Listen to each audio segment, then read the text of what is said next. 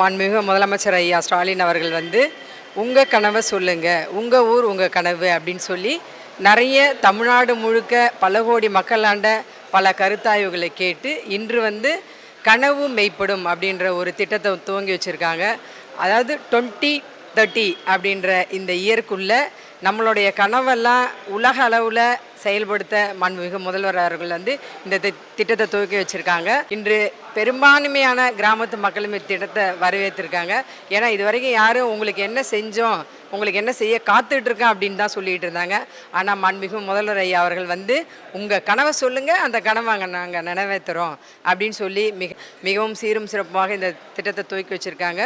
தமிழ்நாடு அனைத்து கிராம பெண்களின் சார்பாக கோடான கோடி நன்றியை தெரிவித்துக் கொள்கிறேன்.